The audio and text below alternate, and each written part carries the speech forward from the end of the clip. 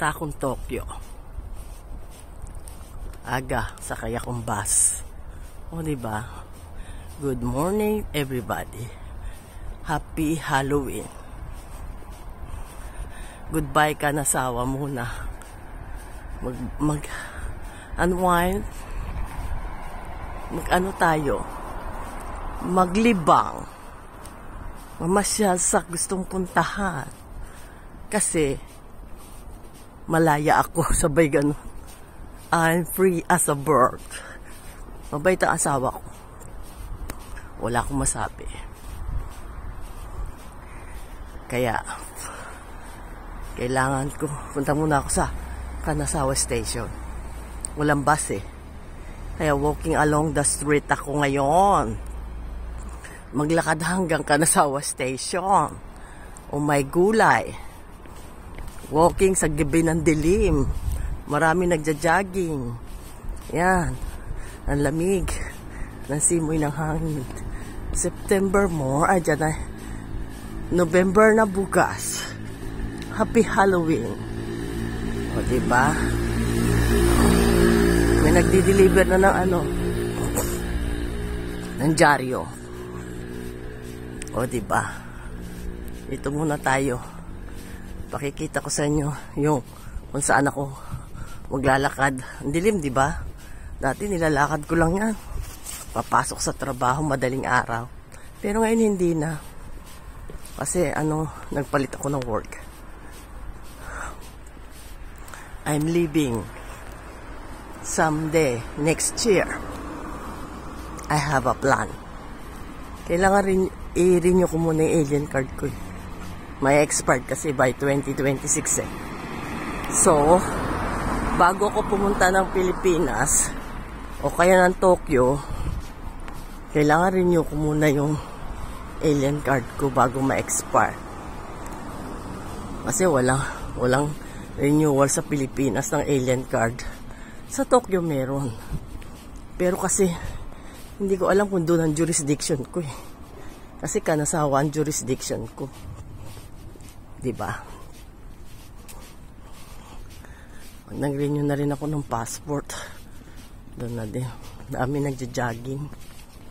Nagja-jogging sila. Ganda no, ang linis. Taglagas na ngayon. Alam niyo ba yung dahon? Kulay pula na yung dahon niya. Autumn na kasi. Kaya yung dahon kulay pula. O diba? Ganda ng dahon. Alam niyo ba kung ano?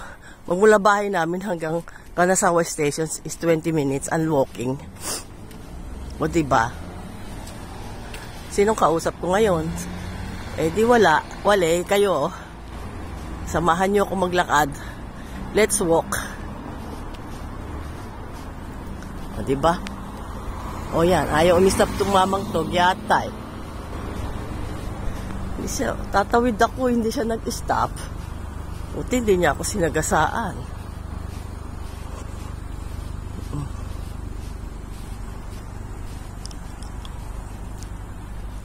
Bawal kasi yan pag may tumatawid.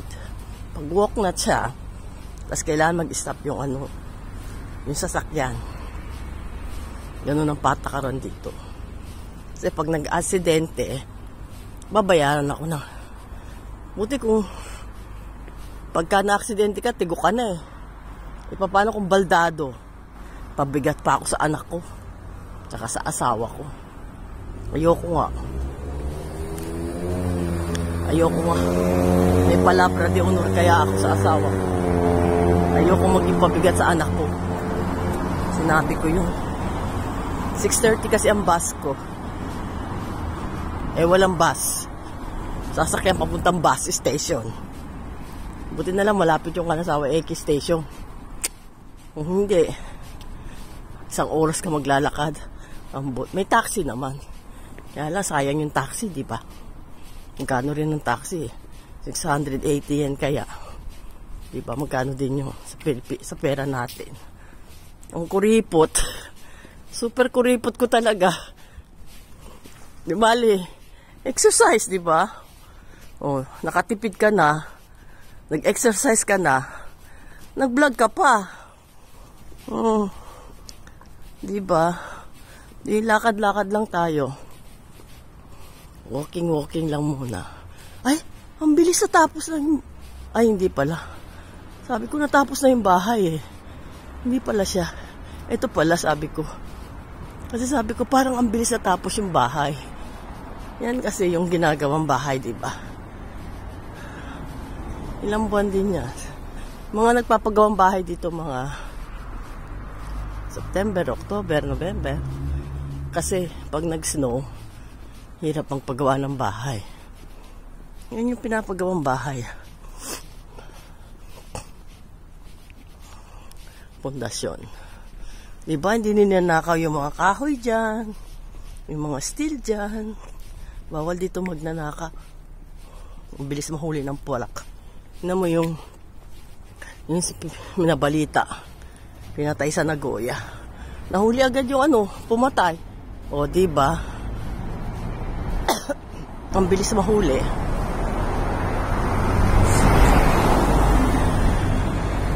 I-deliver ng mga truck ngayon. Diba?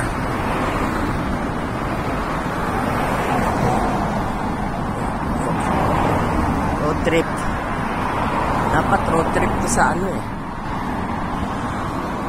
sa pag nag-live ako.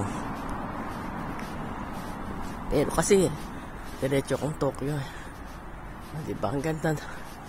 Tingnan mo yung bulak, yung nila, dahon. May diba?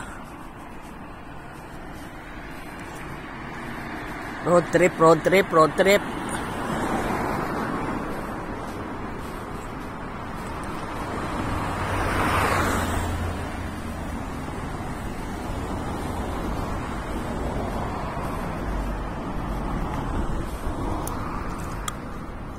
I'm leaving on a jet plane. Hindi pa, next year pa. Next year pa plano ko.